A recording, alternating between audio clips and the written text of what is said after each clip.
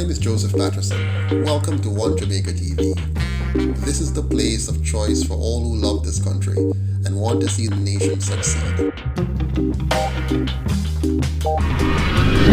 Good thing is giving people opportunity. Let's stop for a minute and welcome our guest this morning.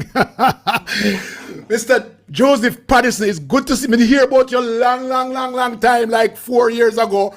And I've watched you, I've followed you, and I know that these other two ladies, by the way, Dr. Diana Davis Smith in the blue and attorney Michelle Fanger, she live out Jacksonville somewhere. We're welcome you and glad to have you. I know that we're gonna have some serious conversation here this morning.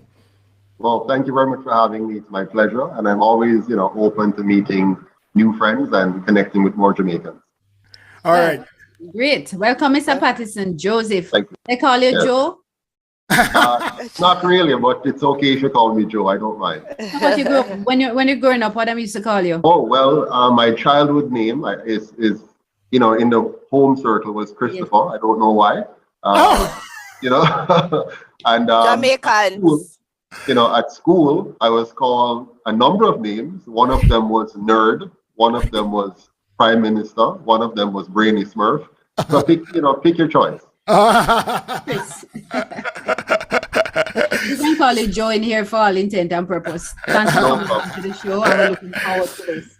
Well, it's good to have you. The first question, instead of me taking a bio and read it and the ladies read the bio, we want to know who is Joseph Patterson. So you have the floor to tell us exactly who you are so that we can, pick you apart. All right. Well, it's kind of hard, because I'd rather you read a bio. But let me begin by saying that I was born in Jamaica, 1971, August 2nd. So you can guess my age. I was born to a single mother of 3 at the time, Ruth Williams, in downtown Kingston, a place called Blake Road. We lived in a 1-bedroom home, 12 by 12, no indoor kitchen or indoor bathroom, so you know how the thing's set already. And I went to Don Robin Primary School, and from there, having failed the common entrance twice, I went on to Marvelly All Age for a brief stint, and at which point I ran away from home to live with my father, who was far more affluent than my mother. So I wrote her a letter and told her at 11 years old that I think she has done as much as she can do, and it's time for my father to pick up the pieces from there. So I went to live with him. He had a lovely home, 3 bedrooms at the time, a lovely wife, 2 stepchildren, 3 children, but 2 of them were his stepchildren, satellite dish, indoor bathroom, all the nice things, front lawn, backyard, fish tank in the back, all the nice things. But I discovered very soon that all that glitters is not gold. And so my father was more interested in me as a child laborer than in, me being treated like, the regular side of the family. In any event, my stepmother said to him that, obviously this young man can't do much with his brain, so we need to send him to a school where he can do something with his hand. So I ended up at Spanish Town Secondary, where you send the rejects of society normally from an academic standpoint. And so at Spanish Town Secondary, the light bulbs kind of went off. I thought to myself, if that is the impression of me, maybe I should do something about it. So I went on a mission to transform Spanish Town Secondary into what I thought would be a more traditional high school. So I wanted them to be involved in things. I created the science club, created the drama club, created the quiz team, the school challenge quiz team. We entered for the first time and won. I got involved in the debating society and debated, St. Catherine High School, San Diego, because it was in that area, Jonathan Grant and Jose Martin and all that. So I really got the school involved in the things that were about traditional high school. By the time I finished there, I managed to pass a few subjects, which was unheard of because normally those students don't pass CXC. So I passed a few subjects there. I was head boy, president of the student council. When I was deputy head boy the year before is when I did the school challenge quiz, which meant I was in grade 10, which is unusual. So in grade 10, we entered and we won. We had 3 grade 10 students and 1 grade 9 student because the upper school wasn't interested. They were already gone mentally. but I was able to reorient those in that school system and brought us to a different level. So we had the highest passes in all the subjects that year, that 2-year period when I did the transformation, or 3 years. From there, I was very fortunate to get a scholarship to go to St. Andrew Technical High School for another 2 years. On my way out of Spanish Town Secondary, Miss Henry said to me, you know what, Joseph, you think you're so bright, but it's because you're there amongst these dumb students. Now you're going to go to a real bright school. And when you go there, so you're going to see how not so bright you are. So again, the light bulb went on, and I thought to myself, maybe she could be right or she could be wrong. Let me see if I can prove it out. So I went to St. Andrew Technical High School. I was shocked to find out that they have 2 systems. They have a trade system where you send those who kind of have some hope, and you take from the lower that school. So I was in the trade section, and then on the other side now, which is called technical, you have the real bright pick to them, the one them who really pass, technical entrance to come here. So I was disappointed because I thought I was going to be able to prove myself over there. So in my first morning of school, I was in E3-1, Electronics 1. The physics teacher didn't show up. And so I took it upon myself to call the class to order, assign them work from the Abbott physics textbook, and started teaching and grading and sending in their work. And so Mr. Roden spot me. He was the head of the department, the head of that section. He said, come here, Mr. Patterson. Who you think you be? Who give you permission to be teaching class and whatever? I said, well, Mr. Roden, boy, I'm a teacher to show up in us, so I figure I might organize. He said, pack up your bag. And he sent me up to Principal Isaac Henry, who is the most revered principal in the technical school industry at the time. And Mr. Henry with me. And he said, Mr. Patterson, tomorrow morning, take your bag and go over technical. So from there, after spending about a little bit less than 3 months over on the trade side, I was transferred to now where the bright children are. I was transferred at a time when they were about to do their mid-term exam or something like that. And the teacher said to me, Joseph, you don't have to participate. We know you're not ready. You won't be able to truly, match these children. I said, no, man, I still want to do it. So I borrowed books and take down notes. And in 2 weeks, I sat all the exam with all the students. I was first in every single subject except mechanical technology and technical drawing, right across the board. And so I became head boy, I became president of the student council, president of the Key Club, VP of finance for junior achievement, literary club editor, article writing gold medalist for the school with the Gleaner Company, whatever stuff. And so I discovered that I like the transformation business. I like making something out of nothing. I like to create, make the impossible possible. And so from there, I got a full scholarship to UTech, where I studied engineering. And from there, I went on to Canada. And from there, I went into government in Canada, director of finance, director of financial reporting and control for one of the territories. And then I'm back in Jamaica, 2011, brought my whole family back here and start the process of seeing how I can reverse the trend of a declining nation. Long story short. Good. I enjoyed that story. Interesting. Sorry, what was that? Interesting.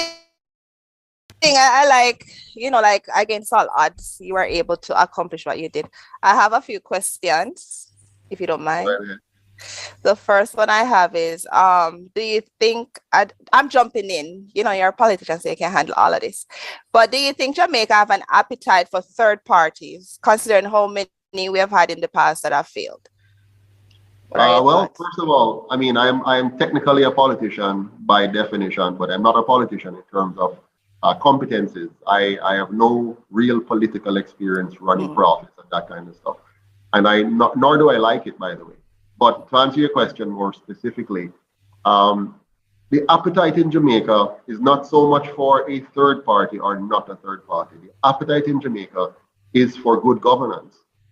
And Jamaica has found itself in a bit of a trap. And the trap goes something like this. The people have been cultured not to get involved in politics at the mechanical level, meaning organizing politically and funding their own political party. They're used to somebody else funding the operation. They're used to the entertainment being put on for them. And then all they have to do is go out and vote. They don't have to do anything else. The UIC takes a different tack. We have gotten into the communities, talk with the people and say, no, you need to own the process. You need to fund the process. They need to vote in the process. And so we're re-educating the nation away from a failed model, a model where the private sector organization of Jamaica has a group of people that we call the oligarchs or the elites. And they fund two parties, which means they're funding two sides of the same coin. And they then, by their financial power, dictates who is nominated for us. And we now simply vote for one or the other, not realizing that no matter what we do, we're still voting for the elites of the PSOJ. We're not really voting for any real change. The UIC is bringing this consciousness to the people and will, by extension, break the gridlock by converting the minds of the people to realize how they have been duped for 78 years and why we need to change that now if we want a new and better Jamaica. You know, I appreciate that, but let's put things into perspective before we jump into anything else, because you said the UIC, but I don't think most of us in the diaspora understands what the UIC is, what it stands for, and its principles. Right. So could you go ahead and help us there? No, sure. But before he does, Joseph, just allow me 1 minute. I want to indicate what I have recognized, that you're a change agent even from age 11. Because for you at 11 years old to have the audacity to tell your mother, say you're gone onto your father, is bright beyond. How did she handle that? Yes. She was very disturbed. She came to my father's house, and my father and her wasn't on good terms. They were away from each other for years. I only met my father at age 9, so I didn't know him from 0 to 9. And he showed up one day and took me to Shoppers Fair and bought me a football and some clothes and stuff. And that's how I got to know him. Then I started to visit the family every other weekend or so and spend the weekend with them. So I got to see what was going on. And my mother, therefore, came to the house and him tell her off good and proper. I mean, I was so embarrassed as a child, the way my father dealt with my mother. But my mother did something very unique. She withdrew without much of a fuss, and she continued now to find ways to contact her son through school. And she sent me lunch money and bus fare every day the moment she realized that my father wasn't quite keeping up his end of the bargain. She was a phenomenal mother, and I'm going to talk about her more later. But she taught me some key lessons. She never gave up on the situation, but she handled it in such a way that it didn't turn out too badly for me in the process, and I respect it. Thank you. I really like this conversation.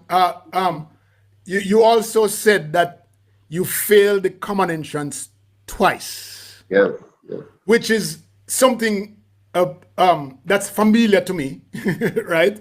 Because I failed that twice too. I failed the common entrance, and I also failed the technical school. Me too. Right? Yes. Right. Okay. All right. And so I like the fact that you have faced those challenges. You understand what it means to move from one area of nothingness into something where you are now. And I love the fact that you are fighting. You're a fighter, because you showed that you have gone into a situation, a school like Spanish Town, and you say, boy, I'm gonna like that situation, let me change it. Boom, you did all that you could. You went into the school challenge quiz and did phenomenally well.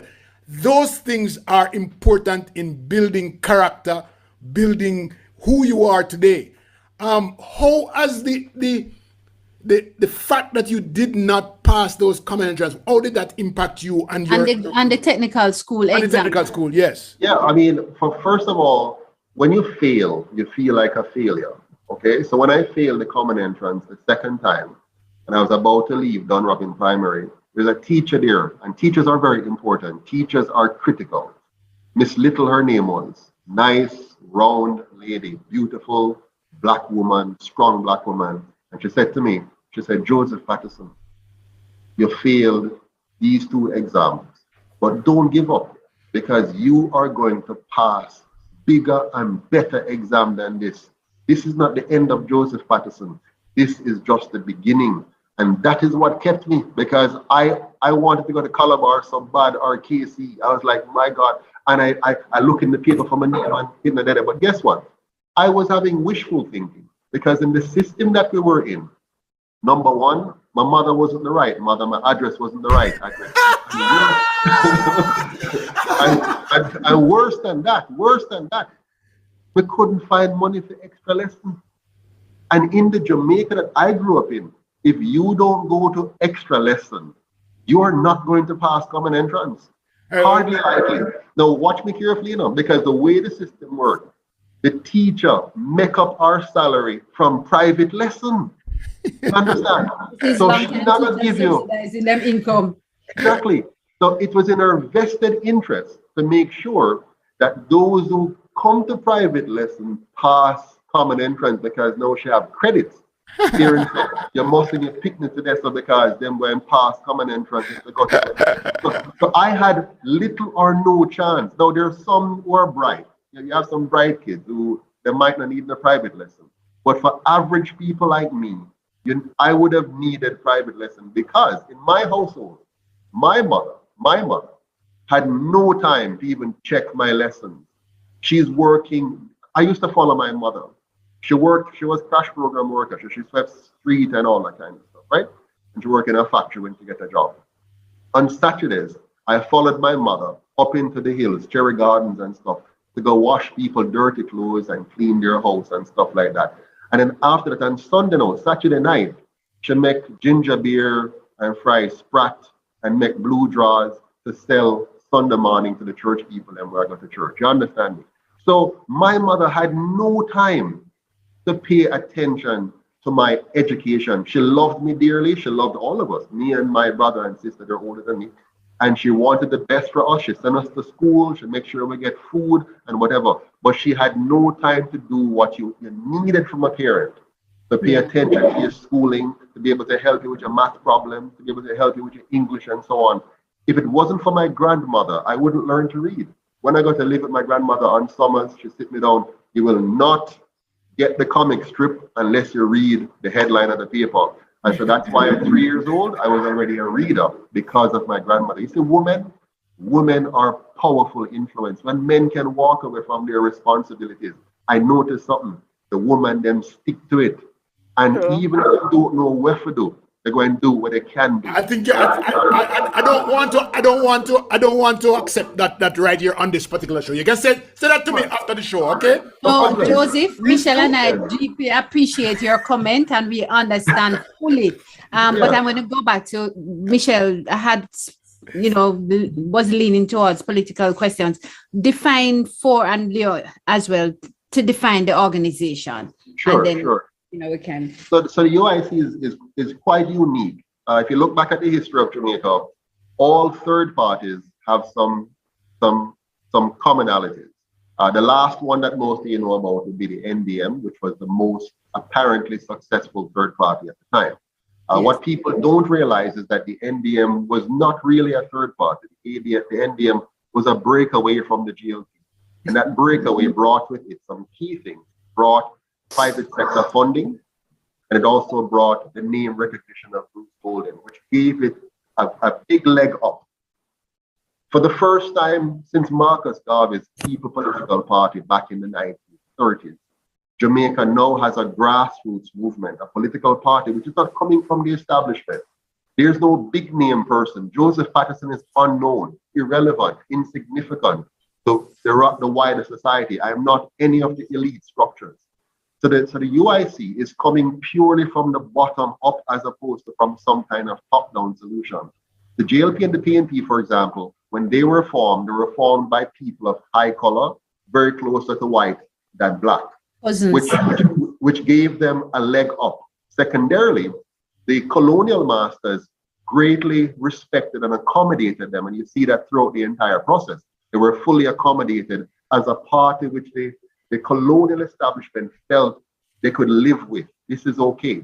And so they colluded with them to get rid of the only other true grassroots party, which was the Marcus Garvey People's Political Party in the 1930s. They also colluded with them to get rid of Marcus Garvey from Jamaica. So the UIC now, what defines us is that we are really coming from the grassroots of Marcus Garvey. And we have three words, which is important to us in our name. United, because we want to unite the people. Independence, because we want to get the people to be independent thinkers and not tribal thinkers. Think independently, not based on party. And we have a Congress, not a party or a parliament, because we do not believe in dividing our people. No great nation rose up on division. It's only after they became great and they put on top of it partisan politics so that they could control the people. Partisan politics is a controlling mechanism. It's not a liberating mechanism. And so the UIC is about creating a non-partisan constitutional republic of Jamaica. Why republic? Because republic means protecting the individual sovereignty of every citizen, even from government. So the role of government for the UIC is to protect your individual rights. And the role of the Constitution now will be to protect you from government. So in summary, the UIC begins with this vision.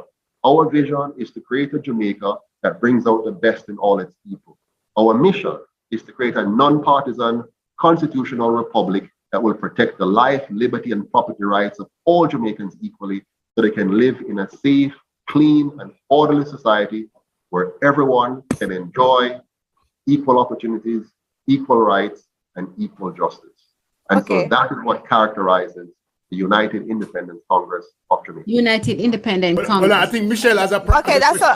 I have a question. It was interesting listening to what you're saying, and I'm very into politics and what politicians say.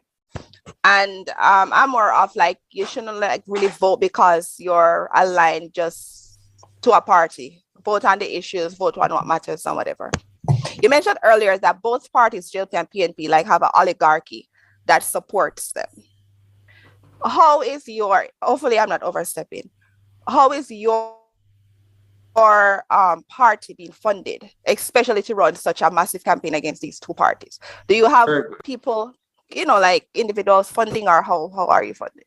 Very good. Our party is based entirely on small donor base. We want to have the average Jamaican funding the party. And so right now, for example, in the last several years, we were funded by some 1,000 Jamaicans giving anywhere from 10 to 25 to 50 US dollar equivalent every month. So that's how we're funded. And so every year our base keeps expanding, more and more Jamaicans, Canada, the US, England, Africa, Brazil, Germany, Jamaicans, and right here at home, those are the people funding us. And we want to keep it that way. We do not take money from big donors who want to change the agenda or influence the agenda of the movement. Okay, good answer. My question, I want to go back to a previous comment that you made about republic. Yes. Our constitution right now, Jamaica's constitution, is built on a Westminster model. Okay. That with a certain type of construct, with a type of colonial construct. And yes. I wonder, how would you be transitioning that Westminster model into a republic? What are your thoughts? Wonderful. There? So we first of all, we're not going to change the so-called constitution. We're going to replace it. There's nothing to change in it. It is a bad constitution. It is a yeah, I've never heard anybody say that before. Yeah. So we're not going to even try to tinker with it. First and foremost, the so-called constitution that we have now does one primary injustice to the Jamaican people. First of all, it puts the Queen of England as the sovereign over the people of Jamaica.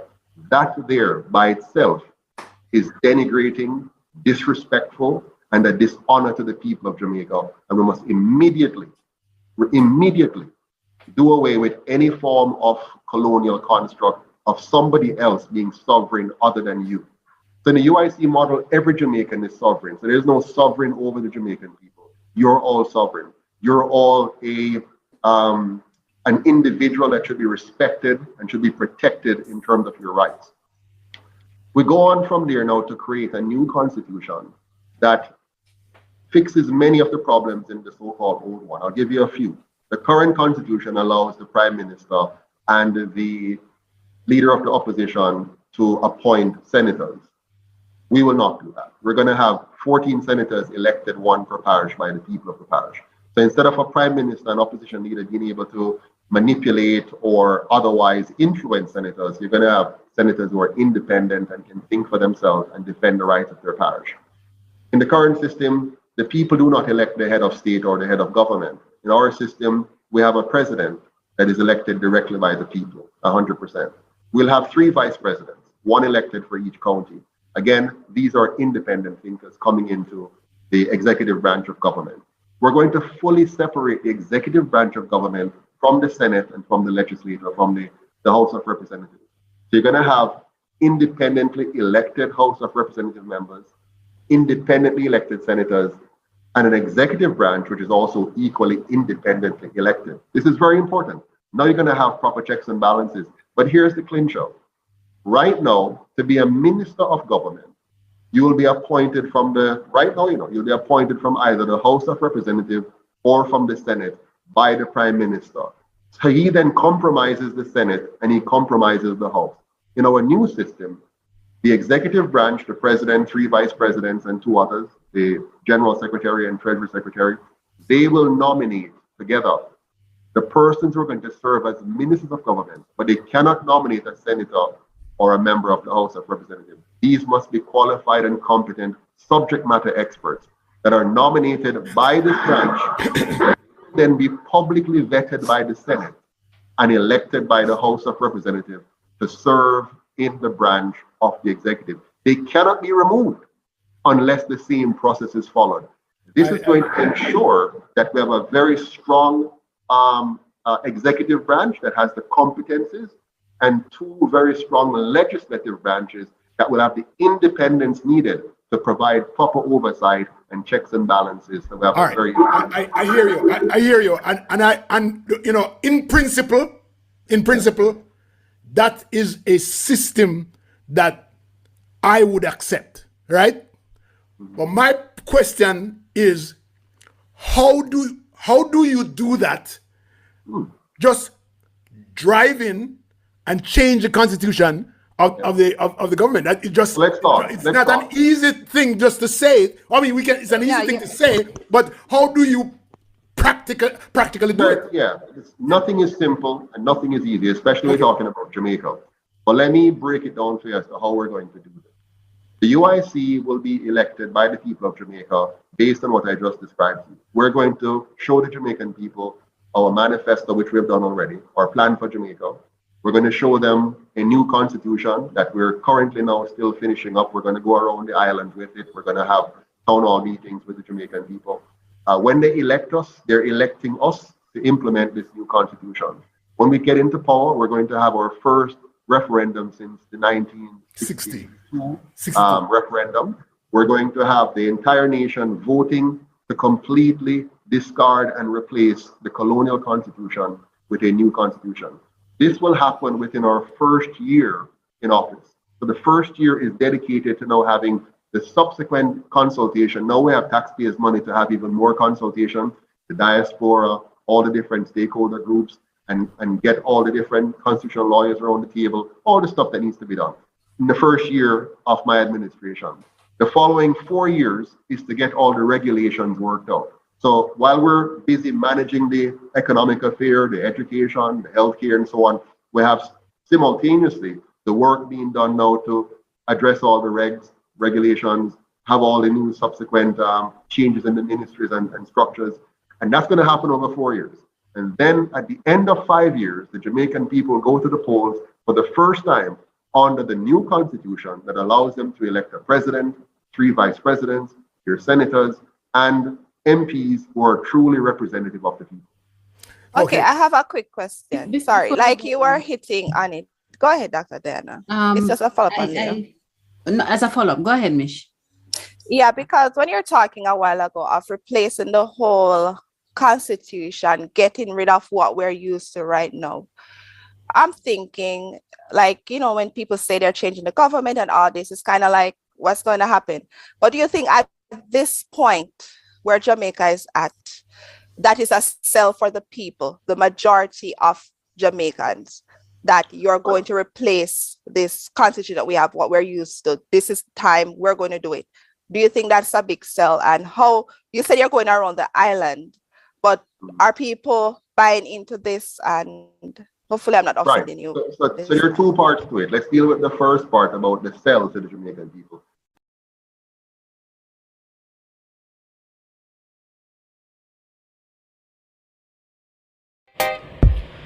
One Jamaica TV.